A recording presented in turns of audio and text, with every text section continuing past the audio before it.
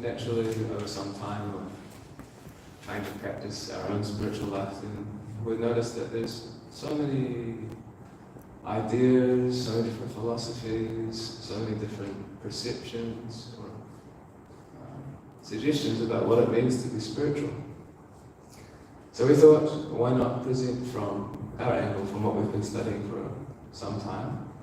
And it's all based on ancient wisdom, the yoga texts of India. Some of you may be aware of, you may have read or heard of Bhagavad Gita before. So we thought the best way to do this, best way to present it is, why not? I'll ask Vrindavan some questions and he'll ask me some questions. And the idea is that by you participating, by you hearing, then you get to hear the answers and you get to hear the questions. Because actually as human beings we all have that inquisitive nature. We want to hear something, we always want to inquire about something, ask questions about something. It's like if you see a kid on the street with his mother who's always asking, Mum, what's this? Mum, what's that? And as adults we do the same thing. We listen to the iPhone coming out. What's the weather going to be like tomorrow? So many questions we have, but often what we'll find is that the answers to these questions, they don't really satisfy us on a deep meaningful way, like trying to find out when the next iPhone is coming out, or when is Costco opening. All these things, they're not actually very satisfying to us. So the yoga texts of ancient India, they explain that particularly the human form, which we all have in this room, except for the plants, but all of us who are listening, then we have this ability to actually inquire about what is spiritual. Who am I? What am I supposed to be doing in the world? So our question and answers, they'll be a little bit philosophical. So you don't have to accept everything that we're saying. You don't have to reject it straight away either. You can just listen. Because the nature of philosophy is it actually takes a little bit of time to just consider, contemplate, think about the question, think about the answer. Maybe it relates to you, maybe it's something you've heard before, maybe it's something you haven't. So just listen, see how you go, see what you think, and Vrindavan will give a little conclusion at the end. We'll also have some questions and answers if we have time for you guys, if you have any questions. And coming up next Wednesday, we'll actually be here for the regular Wednesday night workshop where you all can come and can discuss this topic, what it means to be spiritual, and have questions and answers from all of you, whatever you want to ask about what it means to be spiritual. Then we'll be there for that. So, anything I forgot to mention? Sounds good. Sounds good. Okay. So, first question. Sometimes, you might have heard this before. Isn't it just all about living in the moment, living in the now? If we could all just be peaceful and satisfied, not have to have anxieties about the future, not have to worry about the past or the mistakes we made, wouldn't we be so much more satisfied in life? Wouldn't that just be, isn't that being spiritual? If the whole of humanity was just to focus on living in the moment, living in the now, not worrying about so many things, wouldn't that be the solution to our problem? Can't we all just be spiritual by living in the now? First thing that comes to mind is we are trying to live in the now, and what is the result? So, because human beings are trying to live in the now, it's stated that we need 2 times planet Earth, or 1.5 times planet Earth, just to be able to sustain our current way of living. So living in the now is good. In general, if we analyze the whole question or the whole ideology of trying to live in the now, it will entail trying to understand the 3 phases of time. So according to Bhagavad Gita, Krishna explains that the mind is functioning often in the past and in the future. And the activities of the manifestation of that thinking of the past and the future is that you're hankering for the future. Oh, when will I have this? Oh, when I have this much money. Oh, maybe I can go to this country for a vacation. When I have this partner, when I study this. So it's always projecting in the future. This will be better when I do this. And in the past, it's always lamenting. Why did I study that? Why did I stay with this person? Why did this person talk to me like this? Oh, I should have done like that. I should have done like this. So in this way, anxiety is produced by the mind's functioning in the future and in the past. And that anxiety comes from these two. Sochati, kanshati, the Sanskrit words Krishna gives. Hankering and lamenting. So it's understandable that we want to live in the present. But how to do that, Krishna also says that one has to control the mind. The mind can be one's best friend or one's worst enemy. So in other words, when we say we want to live in the now, what we're saying is, I want to control my mind. My mind is uncontrolled, therefore it's taking control. So, hankering and lamentation is there. And another aspect Krishna explains is that the phases of time are connected. So what you are experiencing in the moment is produced from our activities in the past. And our activities in the moment will shape our future. In this way, the real question is, how can I act in the moment that my future moment will be a good one? And then I can enjoy the moment. Because in other words, you want to be in the moment implies that the moment is good. Time is relative, so if we're suffering, we want the moment to pass. And it goes by really slowly. And like I remember when I was in school, every 2 minutes I'd be looking at the clock, waiting for the bell to ring. And the 2 minutes seems to go on forever because I didn't want to be there. It was a suffering condition, you could say, a relative one. And many people may have that experience as well. They're just waiting for 5 o'clock to hit to leave work because they don't want to be there. And just one moment seems to last forever. So that's the case. And when you're happy, then you want the moment to continue. You don't want it to end. Or you maybe feel anxious, oh, this is going to end, I know it's going to finish. I had one friend who went on a vacation in our teenage years. And he told me the whole time he was on vacation, he was thinking, oh, this is going to end, I'm going to have to go back home. So in this way, there's the relativities of time. So the real question is, again, how can we act in the present moment in a way that our future will be happy? So therefore, ultimately, yoga teachings are explaining that the living entity, who we are, is beyond the phases of time. And what we want to do is to have an experience of the self, the non-material self, which is beyond the phases of time. And that is actually the experience of living in the moment. Because again, even if you act wonderfully now, and then the future moment is a good one, but then that future moment is going to end. So in that moment also you have to act again to consider your future moment. So in this way, the time is always playing its role in our experience. So I guess I would conclude that by saying that ultimately we want to have an experience of the non-material self, which is beyond the influence of time, and then that is the real experience of living in the moment. And that moment will not end.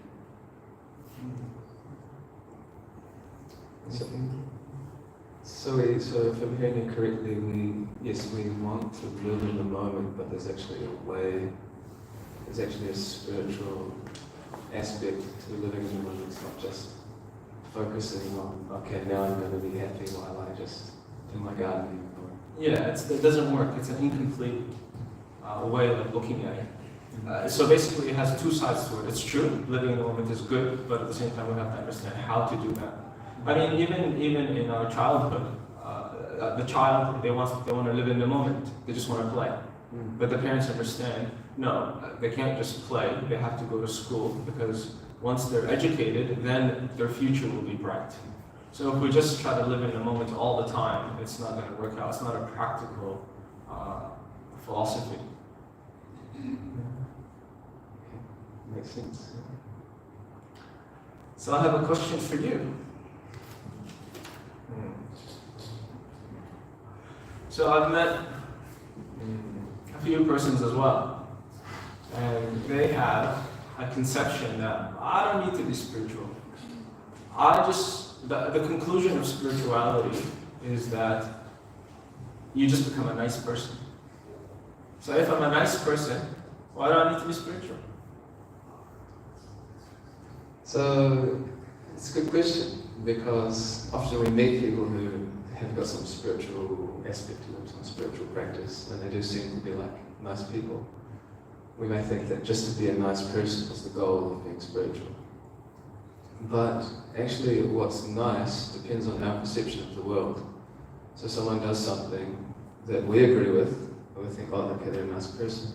But that very same thing that they do, someone else may not agree with it. So it's all relative, actually, what is nice and what is not nice on the material platform. But someone who's actually genuinely spiritual, then they act in such a way that is actually for benefit of the soul rather than of the body, which is then relevant for everyone, because according to the yoga text, we all have a soul within us. We all may have different bodies. We may be male, female, young, old, so many different varieties, unlimited different varieties. But from the spiritual perspective, then there's actually an equality amongst all of us. So someone who's actually spiritual, then they can act in such a way that's nice according to you as the spirit soul. They may not appear to be acting in that way, because we may not have the knowledge to see that. Just like I'll give you a very understandable example. I have a friend who's a doctor, he's a very good doctor, and he was telling me the other day about how if you have what's called an ingrown nail, maybe you've had it before, it's really frustrating to have one on my finger. But basically you cut your nail just a little bit too short, and then what happens is the nail starts to rub against the skin. Fix it. You don't take antibiotics, and what can actually happen is this tiny little infection can spread to your bone, and then from there can actually, once the infection enters into your bone, there's no antibiotics you can take to fix that. So then the infection goes through your foot, into your leg, and then actually your whole body. You can be killed just from a tiny little ingrown nail. So what will the doctor do in such a situation? If the infection enters into the bone, then he'll actually have to cut off the leg. So we would think, well, that's not a very nice thing to do, cut someone's leg off. But if you know why the doctor's doing that, if you understand that he's doing this for the benefit of the patient, because otherwise the patient can die, then you'll think, oh, okay, that's actually a nice thing to do. So, based on knowledge of what the doctor's doing, then we can appreciate how the person is actually nice. So, if we have no knowledge about what it actually means to be spiritual, and we see someone who's claiming to be spiritual, or we see a spiritual teacher, we may not always be able to appreciate why they're doing what they're doing or what they're saying. But if we hear more and we learn more about spiritual knowledge, then we can actually appreciate how nice this person really is. So on the other hand, if we just try to be nice without knowledge, then it may feel that way for some time. We can all give someone a good feeling, but actually we may end up just cheating the person. So if you stay on the same example of the doctor, then recently there was someone, you may have seen it, made the headlines for posing to be a doctor in one of the Auckland hospitals. You saw it? Yeah. Some people are nodding their head. So how would you feel if you went to hospital and here I am, I'm the doctor, I'm here to care for you, I'm the nice person, going to help you. But then you find out the person's not qualified, they have no knowledge at all to actually be in that position. So they can say so many things and be apparently nice in so many ways, but actually they're not qualified. So to be actually a nice person, it's not enough, because actually we may end up just being detrimental to the person. So to actually be spiritual is actually to be a nice person. But if we lack spiritual knowledge, then we may not actually see how to be nice, because to be nice is actually to benefit someone spiritually. Because we can all benefit one another materially, but that may not actually be the best thing for us. Just like if we give a homeless person some money, then what will they do with it? They may buy food, but they may also buy, not to stereotype, but just for example, they may buy drugs, they may buy alcohol, something that's not actually beneficial. So we have to know actually how to be nice based on spiritual knowledge. Otherwise, if we just try to be nice, we may be actually doing something which is not spiritual at all. So it seems like there's a deeper layer to being nice. It's not just a superficial, saying nice words, making you feel okay. Yeah, because for one person what's nice is the complete opposite. People have different flavors. Some like chocolate ice cream, some like hokey pokey, some like vegan, some like the gelatin. So what's nice for one person, based on the material platform, is not nice for another. So actually we may feel ourselves to be a very nice person, but actually if it's not based on spiritual knowledge which is relevant for everyone, because we're all, according to the yoga text of India, we're all spirit souls by nature, then actually what we do apparently that's nice, actually it could be completely detrimental. It reminds me of many years ago, a friend of mine told me he was visiting Los Angeles and he saw there was an advertisement for a chicken barbecue that's meant to be a fundraiser for saving birds that were going extinct. So in this way, because of the lack of knowledge, the person was thinking, oh, I'm doing something nice and trying to do something productive to save a certain species, but because they didn't have knowledge, they weren't able to actually achieve a proper result. Okay. Yeah. Second question. So for those that came in late, we're posing relevant questions to the topic of what does it mean to be spiritual, with the idea that by hearing these questions and answers, then we'll get more of an understanding about what it actually does mean to be spiritual. So the second question is, yeah, what you just said, you're just talking about it, this whole chicken thing, violence. So what if we're all just non-violent? What if we all just treat each other the way we want to be treated? Just stop having wars with one another about stupid things. We stop killing the animals. We stop cutting down the trees. We stop being non-violent in all different ways. Isn't that what being spiritual is about? That's great. We would welcome that. It's an important beginning.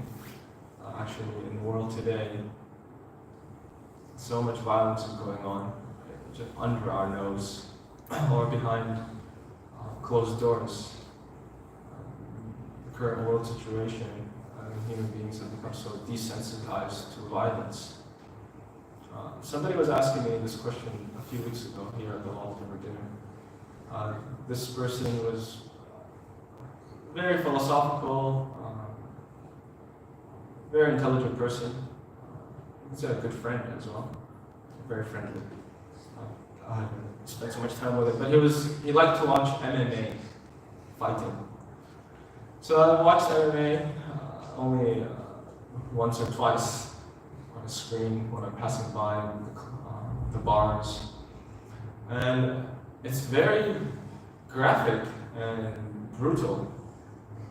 But because many people have seen what MMA is, yeah, it's like an intense form. It used to be boxing, where you have gloves and everything would be very regulated, and once you start to tug with one another, you're separated.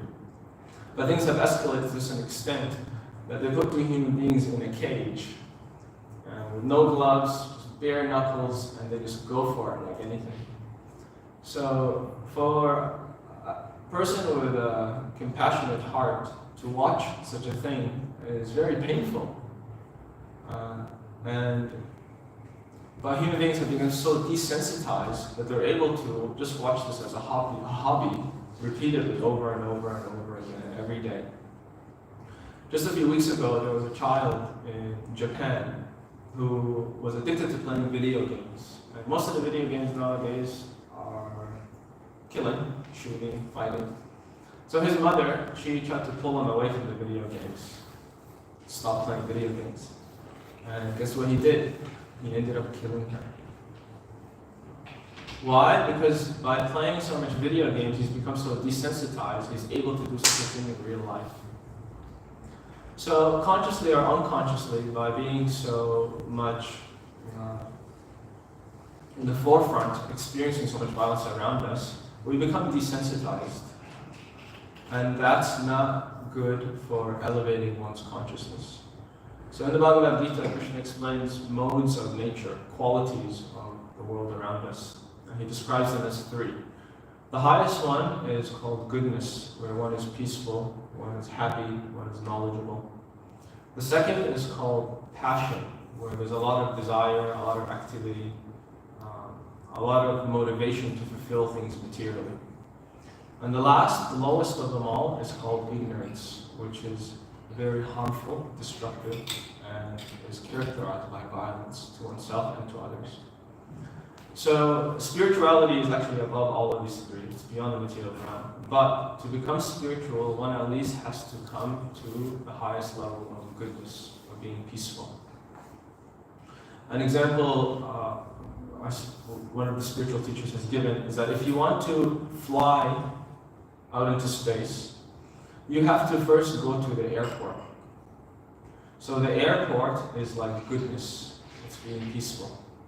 And then from there, you can very easily become transcendental, become spiritual. But if you try to fly off into the sky from one's backyard of passion and ignorance, which is actually what a lot of us, including myself, have been used to growing up, then it becomes very difficult. So first we have to come to the level of goodness, peacefulness, then spirituality becomes very easy. So I would say that it's not everything, but it's a very important beginning, being non-violent. That being said, and I can sense you're about to ask this, violence, I think this was asked a couple of weeks ago here, violence has its use. And what is the use of violence? Is to protect those who are innocent, or protect the weak when all good arguments fail. So when there is no other resort, then violence has to be used. Again, we're living in a practical world, so everything has its purpose. So there's an example I read in the yoga text which explains that even a very spiritually elevated person, when they see a snake is killed, they're happy.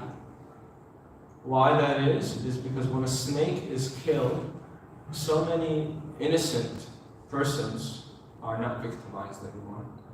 So basically, for the purpose of the betterment of the majority, then violence has to be used to curtail one person who may be a bad element to society. Just like the police, they have to use violence, and so many other cases we have to use violence. But that also has to be used in a very controlled manner, and the person with the force has to have higher qualities by which they can judge. Can I use violence now, or is this not the place to use it? And again, it's the last resort. It's not the first resort. So it almost sounds like what you're saying is that actually violence and non-violence, they can actually be misapplied. But basically, if someone has some spiritual intelligence, then they can apply both. So it's not necessarily about just being non-violent or being violent, but actually having the Yeah, I would say ultimately the principle is non-violence. So even when violence is used, it's meant to curtail other violence that will be used. Yeah. So non-violence is the principle, and it's what we should aspire for. And actually, the higher realms of violence would be that if I cause anyone to, or if I obstruct anyone from becoming spiritually elevated, or act not for their benefit, but rather to harm them in even a subtle way, and that's also violence. So it's almost like there's that example of if you have a thorn in your hand, then you can use a thorn to take out the thorn. Yes. So you're saying that violence would only ever be applicable to actually prevent Yes. further violence, Exactly. including even the how did you put it, the stopping of someone's spiritual advancement. Yes. So, but in just, I would say, for most people in society today, just to be non-violent in a very beginning way, that's a great advancement. That's a big beginning. Okay, the next is, I'm actually very spiritual. and some people try to give me books to read, but I don't need the book. And I don't need a teacher either. So why do I need somebody to tell me about how to be spiritual? Can't I just be spiritual without a teacher? I mean, who's the teacher anyway to tell me how to be spiritual? Do you say that when you go to university and you want to learn the law? You tell someone, the teacher, who are you to tell me how to learn the law? I can be a lawyer by myself. What do I need you for? No, we would never do that materially. But for some reason, spiritually, we think that we should just say, who are you? I can figure this out by myself. And to some degree, we may be able to figure out some things. We may be able to, probably all of us, I would imagine if I was to ask, most of you would say that, yeah, I believe there's maybe a soul or a spirit or some spiritual aspect to me. So we may not, it's so difficult to figure out how to be a lawyer by yourself. Some things you can figure out, right? It's illegal to do this and do that. But the intricacies of law, you need to study from someone who understands the truth of law. So I like, you've been quoting Krishna. For those who don't know Krishna, he's the speaker of Bhagavad Gita, he's the friend and teacher of Arjuna, the main character. Krishna and Arjuna are the two main characters of this book. And there Krishna explains how if you want to learn the truth, then you should approach someone who sees the truth. So this book is spoken in the oldest language in the world called Sanskrit. And it's a Sanskrit word that's given there called Tattva Darshana. So Tattva means truth and Darshana means to see. So Krishna explains you should ask someone who sees the truth. It's an interesting thing to think about, how much do we see the truth in this world? How much do we see the truth that actually this person in front of me is a spiritual living entity?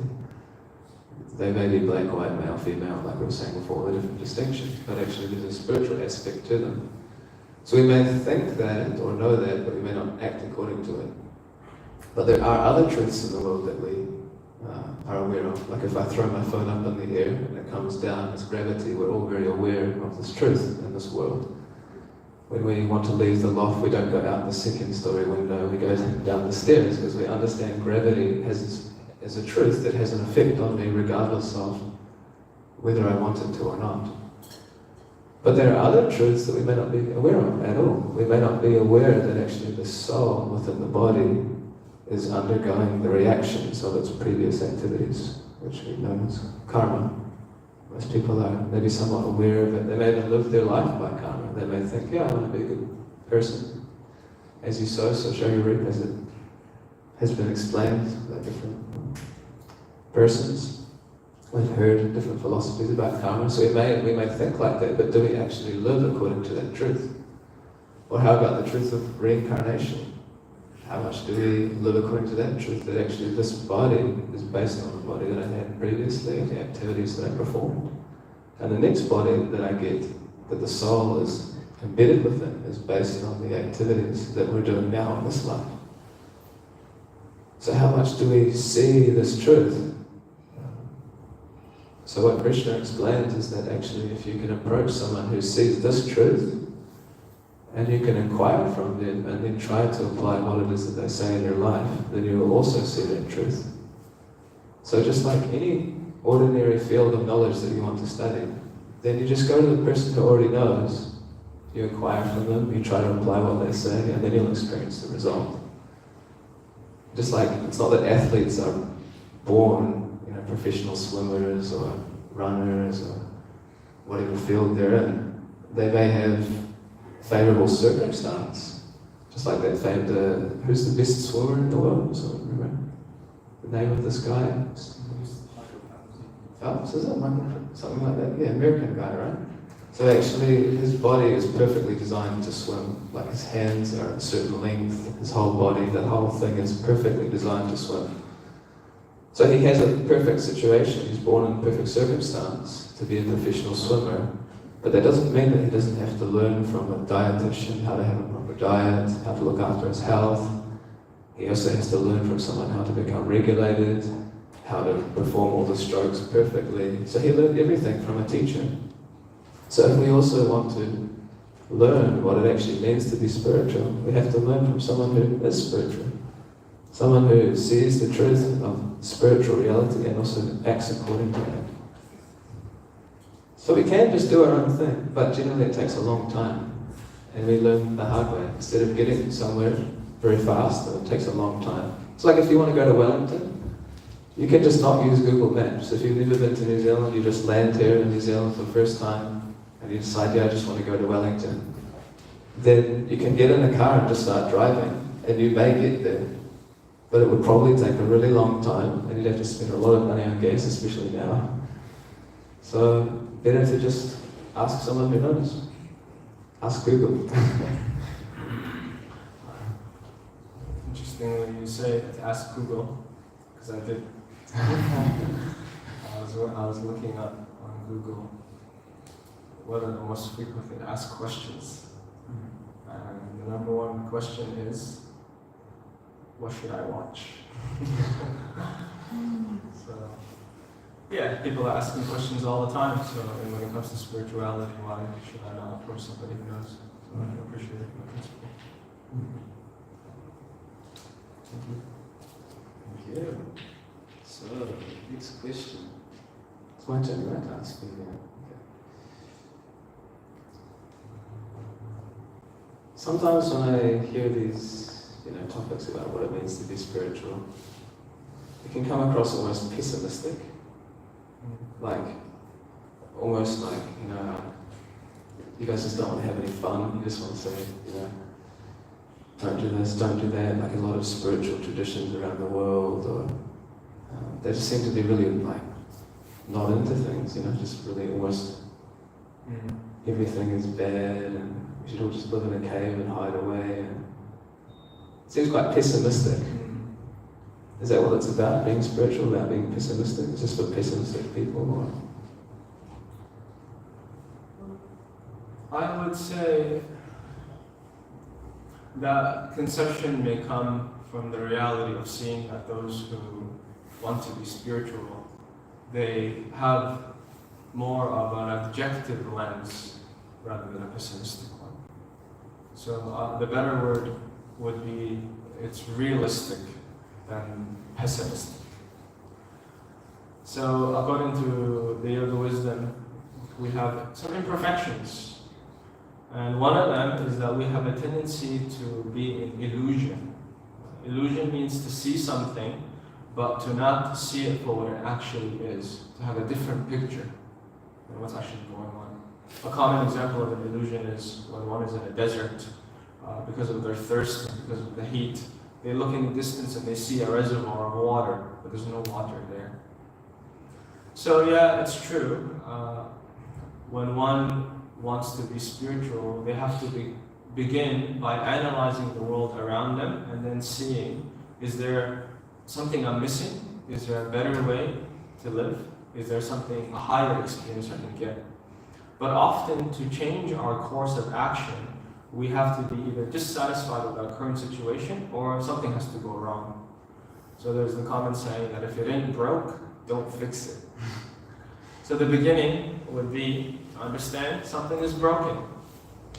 So we have a certain picture painted for us of the world, primarily due to advertising, due to the conception of technology advancing, everything is getting better.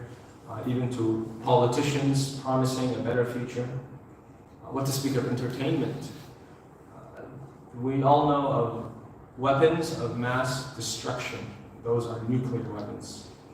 Now there's another phrase coined for entertainment, and that's weapons of mass distractions. So there are, on YouTube, there's 3.7 million videos uploaded a day. And last year alone, there was 403 movies made from America, primarily the country of weapons of mass destruction and the weapons of mass distractions also. So because our mind is so much distracted by entertainment and all these other things, often we may forget to focus on the current reality of the world.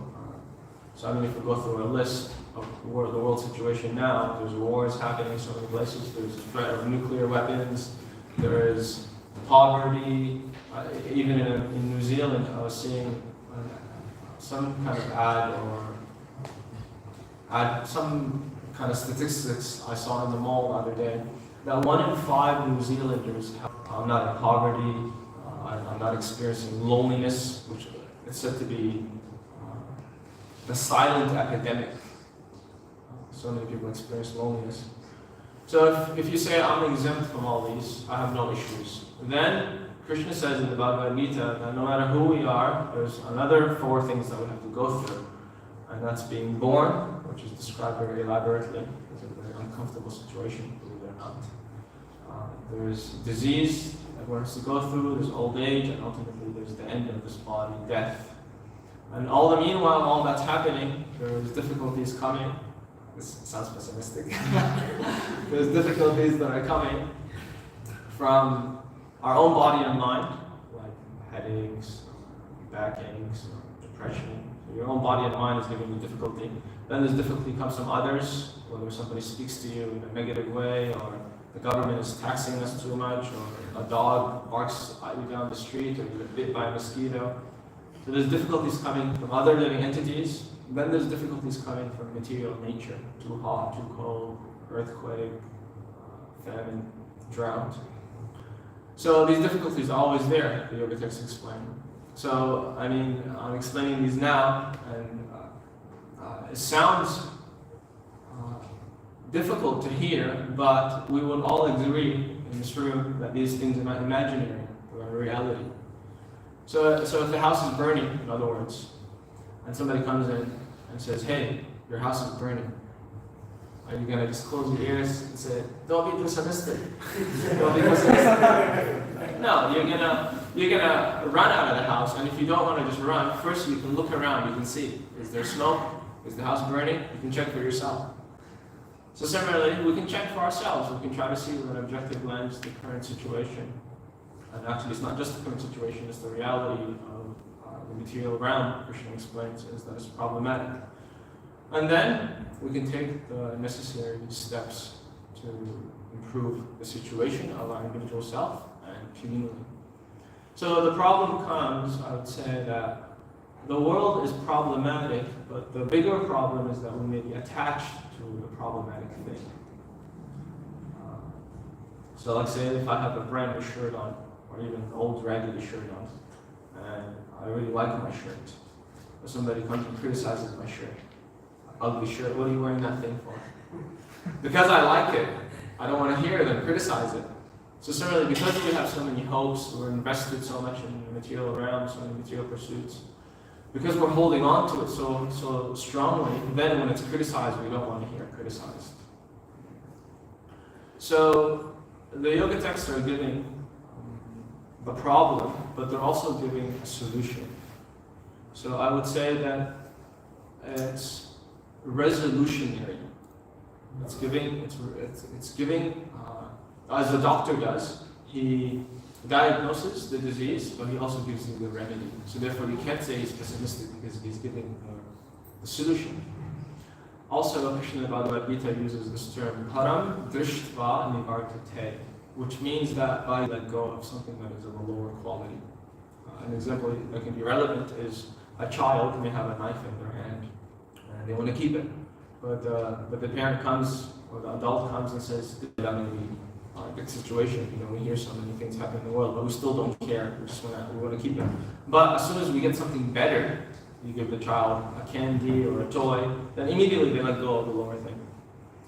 So the process of yoga is giving a superior process that you can apply in your life, that you'll get a higher experience, you'll become happy, you'll become free from anxiety, and then you let go of the problematic things.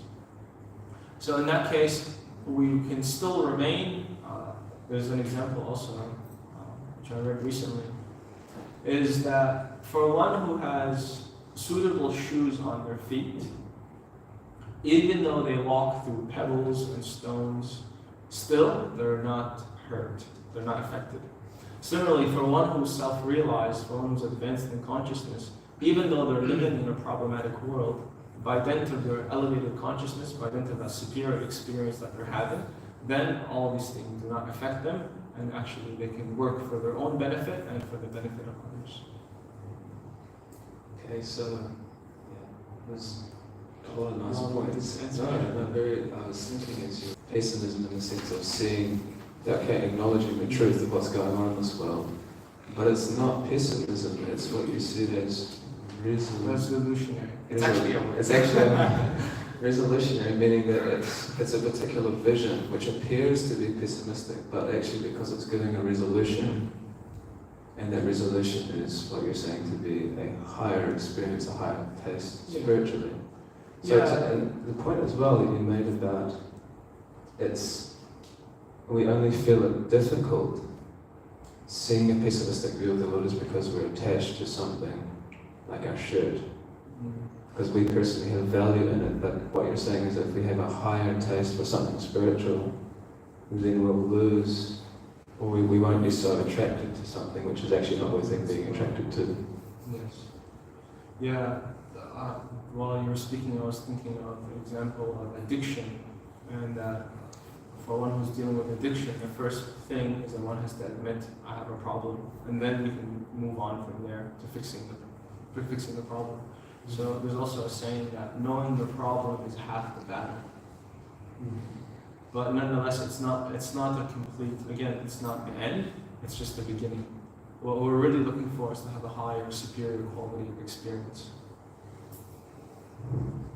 Makes sense.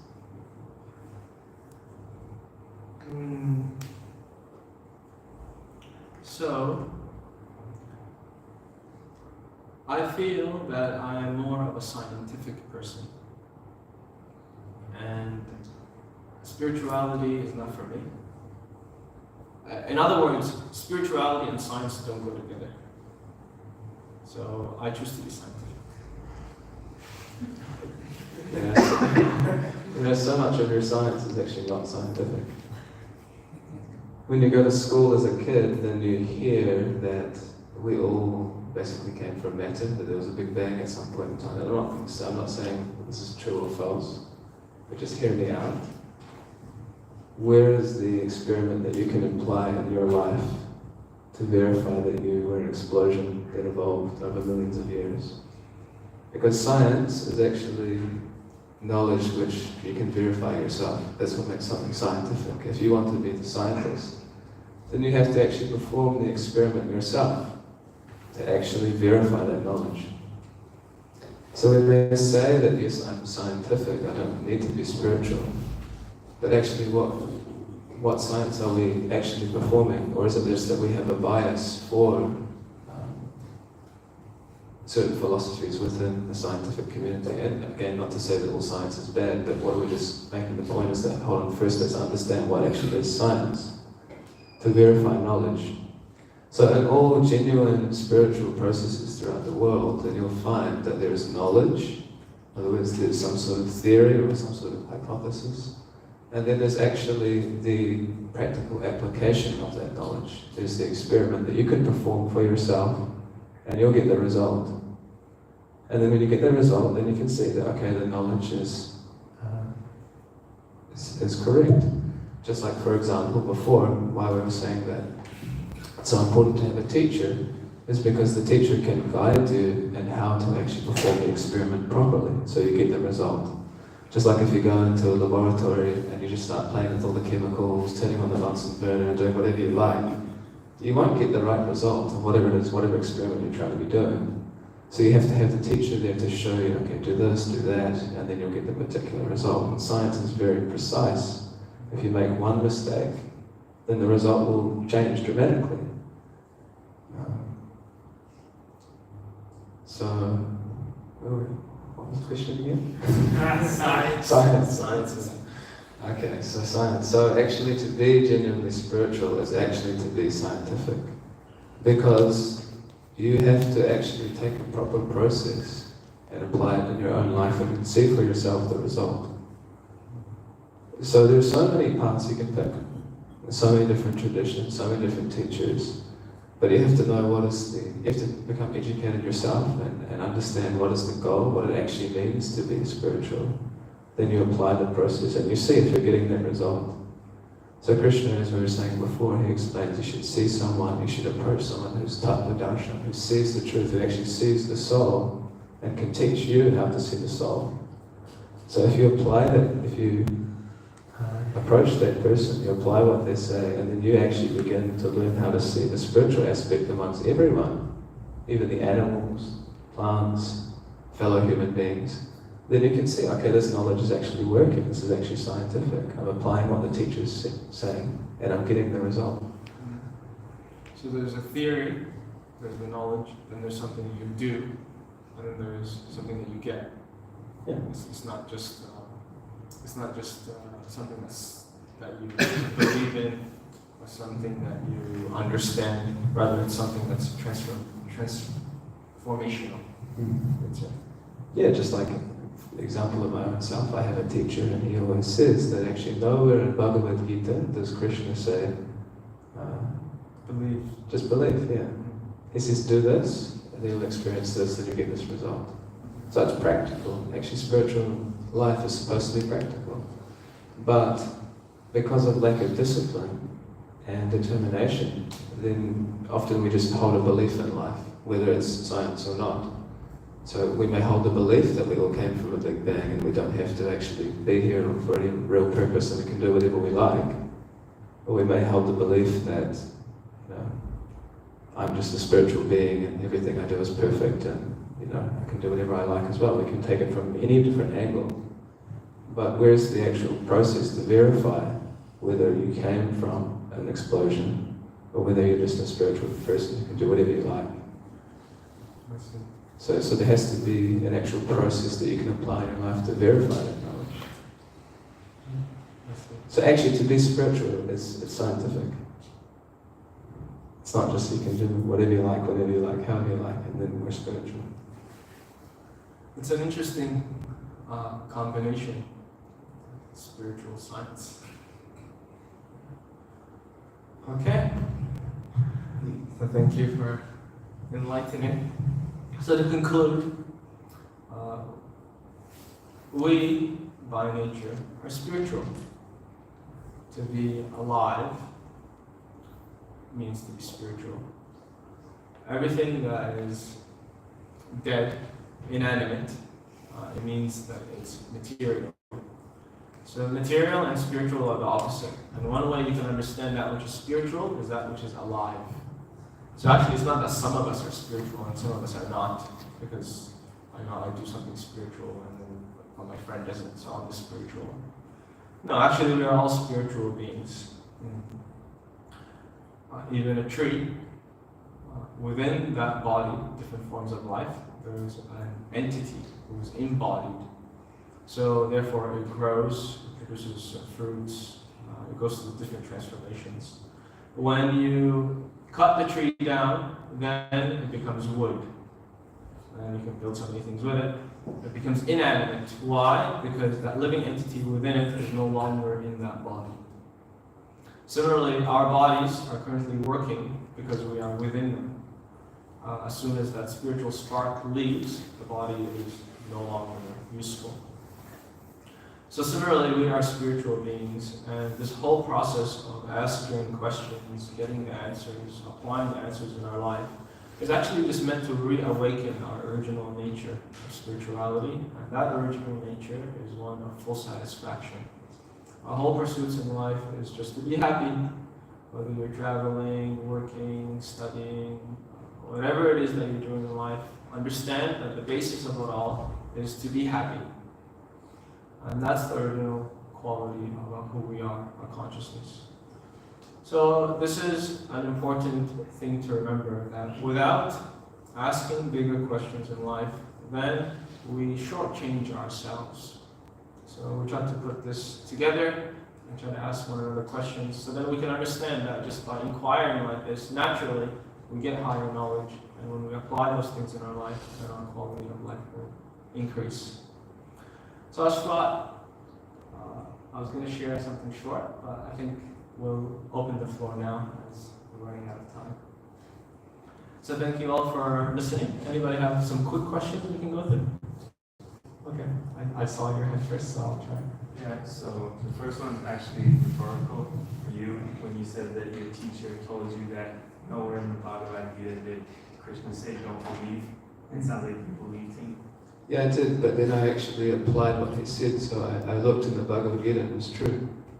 So, And the second one, maybe I missed it when I went to the washroom, but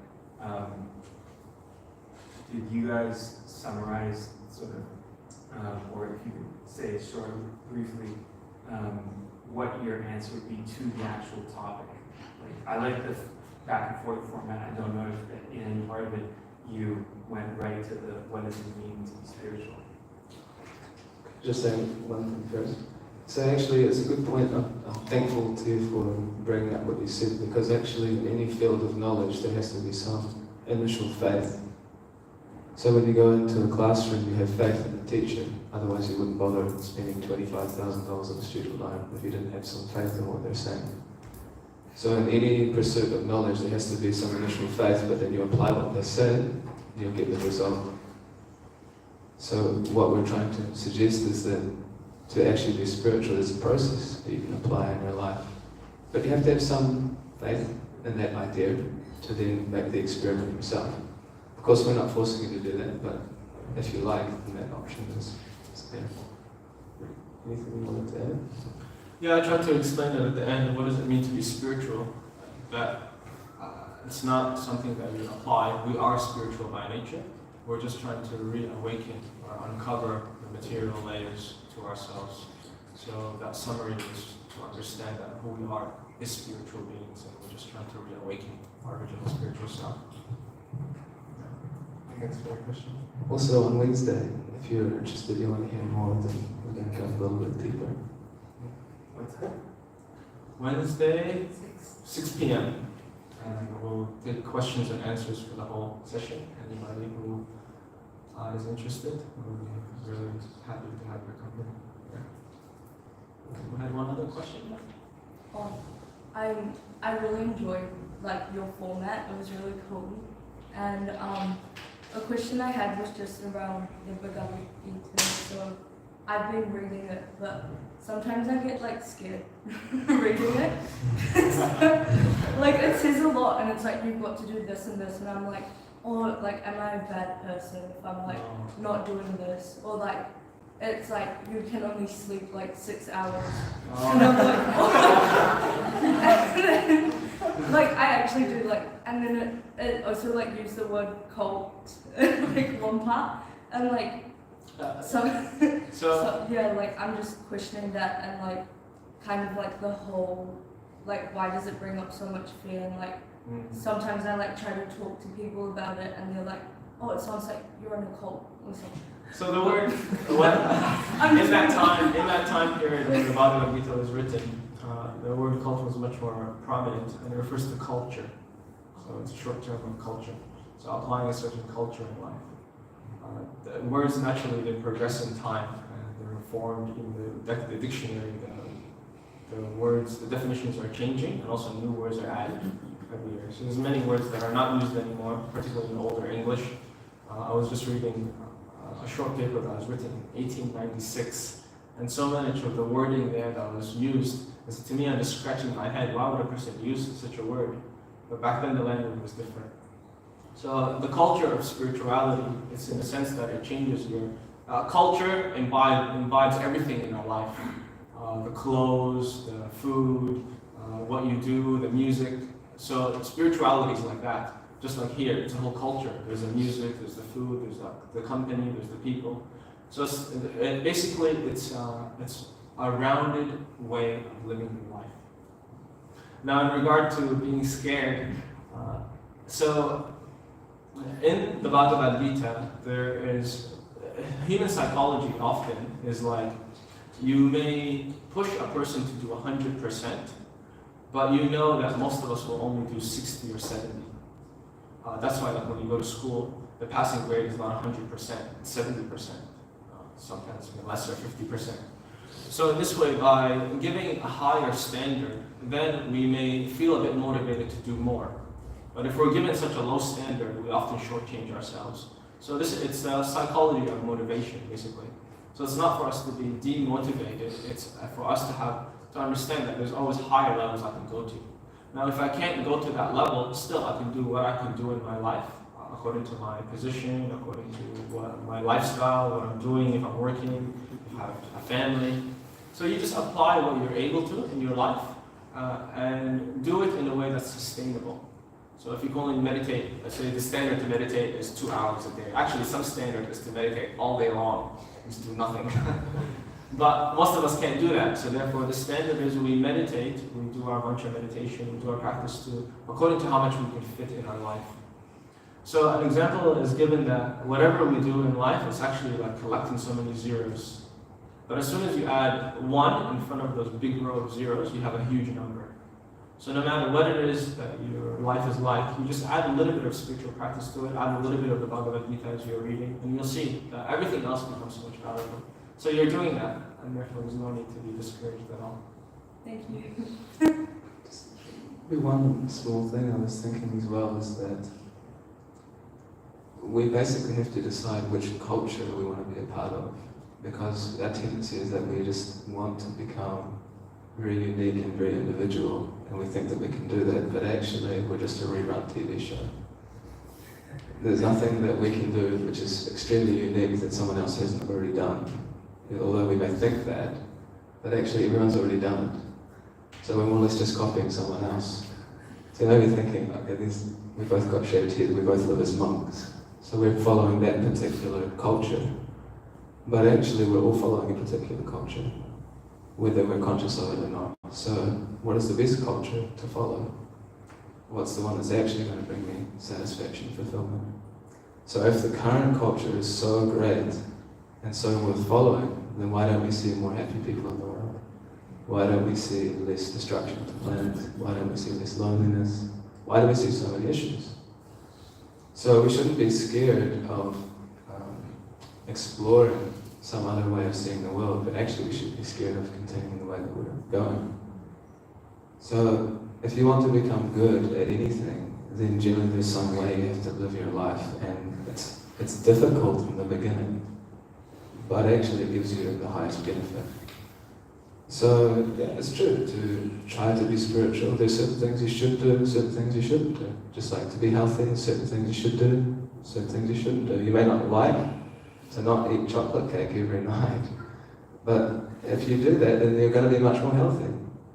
So that's one thing to keep in mind when if you do read Bhagavad Gita, which is, it's an accomplishment just to even try it, because there's so much knowledge on the inside. So, but keep that in mind, that actually, perhaps if I apply some of this in my life, then actually rather than seeing it as a bad thing, maybe it will actually be good for me.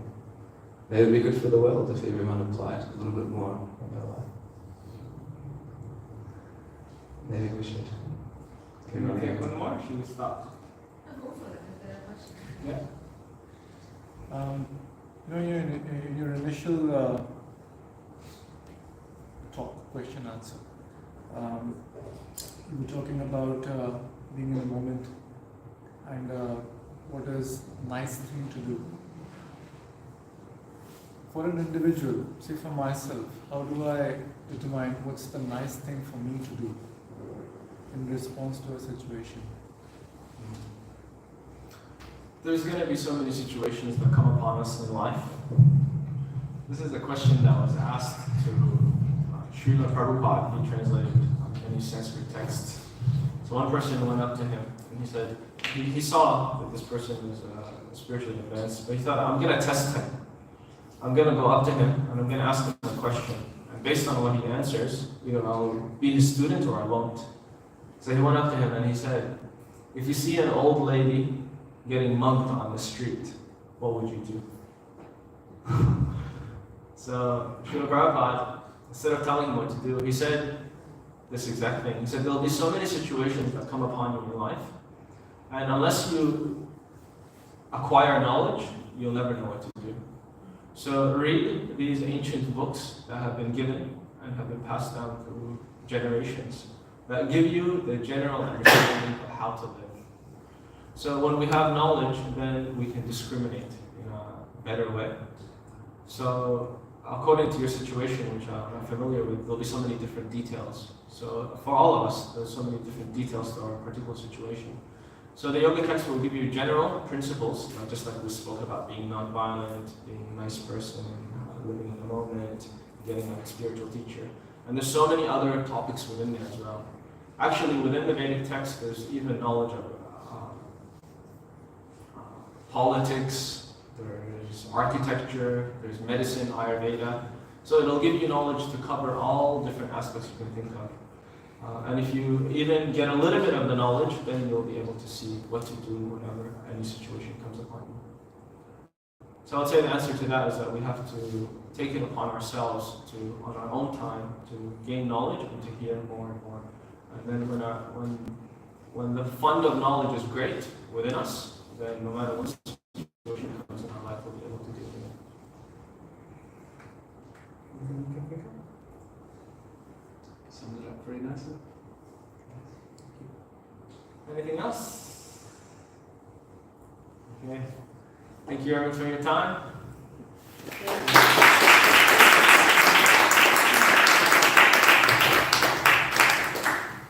So big thanks to these guys for speaking today. And for those of you who are kind of interested in the topic, every Wednesday actually, there's a follow-up workshop at the top where they delve into more details and kind of talk about how you can practically apply some of this philosophy in your life.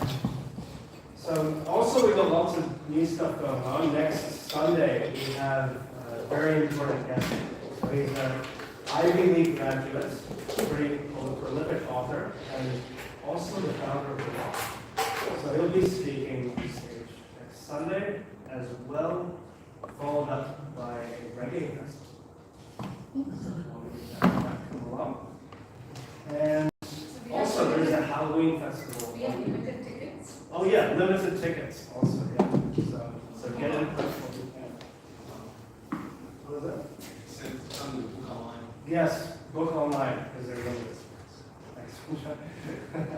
So also we have a Halloween festival on the 30th, so keep an eye out on your calendar for that. And as always, next up we have a mantra meditation. So for those of you who are new to the law and not sure how we do things, it's one tip that I've given is the more that you participate, the more that you sing, the more that you dance, the more benefit that you'll get out of it. So stand up and put your fingers